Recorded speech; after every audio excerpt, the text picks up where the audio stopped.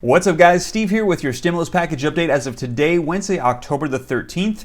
And I'm going to let you know where we currently stand as of this morning. Since this morning, we heard from the leaders of the House and the Senate, as we received a letter this morning from Senate Majority Leader Mitch McConnell letting us know where he plans the Senate to go forward from here regarding stimulus. And also, we heard this morning from Nancy Pelosi, the Speaker of the House, and she provided us with yet another letter letting us know her current stance as well. And this is really important because these are the leaders of those groups. So I want to get you caught up on everything as of today, where we currently stand, get you all the details. And if you like that, before we dive in, if you could do me a quick favor, it'll just take a second. Just ever so gently click that like button. I would appreciate it. It helps out my channel. Thank you so much. And also, if you'd like to stay up to date on everything that's rolling out, be sure to click the subscribe button and turn on the notification bell so that way as soon as I upload these videos, you can be notified. All right, you guys, so as I mentioned yesterday, we saw Nancy Pelosi release a letter sharing her disapproval for the counteroffer from White House officials. We then saw White House officials release their letter saying that so far they've been very successful in providing stimulus, and that right now, though, Nancy Pelosi's all or nothing stance on stimulus has been causing problems and not allowing us to provide any more stimulus.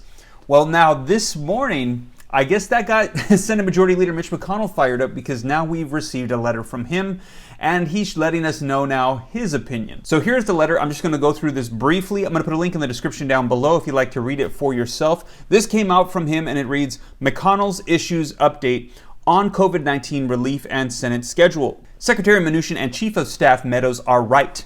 There is no excuse for Democrats to keep blocking job-saving funding for the Paycheck Protection Program while other conversations continue. The PPP is a popular program that has saved tens of millions of American jobs. It is so bipartisan that the first round was replenished and extended several times by unanimous consent in both the Senate and the House. But it has become yet another casualty of Democrats' all-or-nothing obstruction.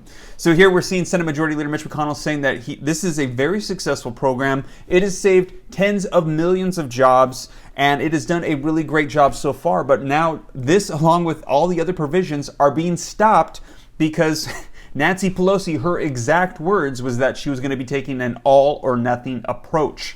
And this, he is saying, is stopping the stimulus, and essentially he's pointing the finger at Nancy Pelosi. But I'm going to jump down here to the second to last paragraph where it says, when the full Senate returns on October 19th, our first order of business will be voting again on targeted relief for American workers, including new funding for the PPP. Unless Democrats block this aid for workers, we will have time to pass it before we proceed as planned to the pending Supreme Court negotiations as soon as it is reported by the Judiciary Committee. So in other words, he's saying that when they return next week, their focus is going to be on passing standalone provisions, and he's hoping that Democrats will go along with this and they won't block it, even though we've already heard from Nancy Pelosi that she is not going to support any standalone bills. And then he finishes up with, Republicans do not agree that nothing is better than something for working families. The American people need Democrats to stop blocking bipartisan funding and let us replenish the PPP before more Americans lose their jobs needlessly. So that's pretty much the letter that he sent out today, letting us know his stance on this. Let me know your thoughts. But now let's dive into the letter that we received this morning from Nancy Pelosi. All right, you guys, so this just came out from Nancy Pelosi this morning, and I'm going to read through it. I'm going to try to go through it as quickly as possible. But I want to take some time to actually read through what she says here in the introduction, because she does not mince words. So she writes, Dear Democratic colleagues, as you know, last week the president suspended negotiations that had been proceeding on our HEROES Act. As you further know, following his tweet, the stock market went down, and so did he in the polls. Subsequently, Secretary Mnuchin came back to the negotiating table, and this weekend the administration issued a proposal that amounted to 1 step forward, 2 steps back. In fact, in some instances, it makes matters worse. So man, she's really calling out the president here, saying that he did something that he shouldn't have done. Then he saw that it hurt him, and then he tried to revert back and try to make up for damages that he caused. A fly on the wall, or wherever else it might land. For those of you that saw the vice presidential debates with the fly landing on Mike Pence's head, I think she's making fun of him now. or wherever it might land in the Oval Office tells me that the president only wants his name on a check to go out before Election Day and for the market to go up. The American people want us to have an agreement to protect lives, livelihood, and the life of our American democracy. Democrats are determined to do so. So here she's saying the only reason why the president wants to send out stimulus is to help his chances at getting reelected, and that he actually doesn't care about people, and she's saying that she does. The president's attitude is shameful when the need for immediate and meaningful action could not be more urgent. And so she goes on further to discuss the shortcomings of the president's proposal. All right, so very briefly, let's go through the bullet points that she provided, calling out more issues that she sees in the counteroffer. She's already done this twice in 2 other letters, but now she's got a whole new list of bullet points. So just very quickly, let's go through these.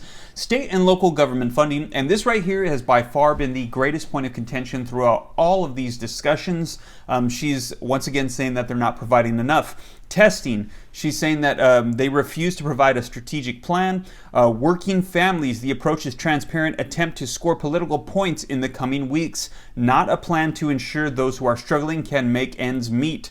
Rental assistance. Right now, an estimated 14 million families are at risk of eviction or homelessness. Jumping down, she says the Trump administration's misguided actions to temporarily delay evictions is no substitute for the HEROES Act, strong tenant protections, and rental relief. So essentially, she's saying, yeah, he provided a short-term executive action, but that is not taking care of the problem.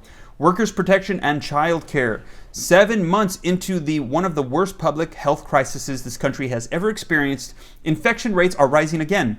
And she says, additionally, our child care system is on the brink of a collapse, and their proposal would not even cover half of what is needed. Small businesses.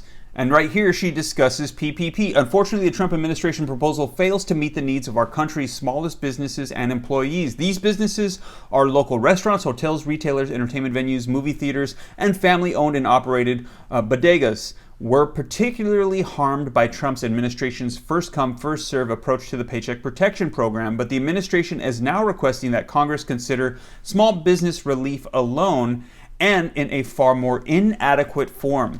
Also, she says there's issues here with the elections for voting and also the census. And basically, she wraps it up with that they need to go back and look at her $2.2 trillion offer, the revised HEROES Act, letting them know that their proposal is not sufficient, and she's hopeful that negotiations can continue and maybe we can come to some sort of an agreement. Well, you guys, that's what we heard as of this morning from Senate Majority Leader Mitch McConnell and Speaker of the House Nancy Pelosi. Let me know your thoughts. Do you agree with one or the other or both? Do you feel that we should be taking an all or nothing approach to get the most robust and comprehensive stimulus package possible? Or do you think all of the delays are causing more problems than are needed and we should be passing provisions in standalone bills to get help out while discussing an overall comprehensive package? Let me know your thoughts. Also, do you think that the president is simply wanting stimulus to help him in the elections? Do you think it matters? What's your stances? Let me know. And also know that as more information rolls out, I believe there's going to be a lot of stuff coming out here very soon as we draw closer to the elections. I'm going to be sure to share with you guys anything that rolls out here on the channel. And once again, if you haven't already, if you like this update, if you could do me a quick favor, just click the like button. And if you'd like to stay up to date as the information rolls out, be sure to click the subscribe button and turn on the notification bell. So that way, as soon as I get this information up, you can be notified right away. And also, if you don't already, be sure to follow me on Instagram at SteveRam3. And if you might be interested in something positive and encouraging, a group of us get together on Thursday evenings at 7:30 on Facebook at teachjesus.app, link in the description below, to do Bible studies. Just a simple invitation if you're interested. And if you might be interested in some fashionable modest women's clothing, be sure to check out my wife's website at www.nayaellaboutique.com. Link in the description below. Well, you guys, I hope this reaches you well. I'll be sure to keep you up to date. Take care. God bless. This is Steve.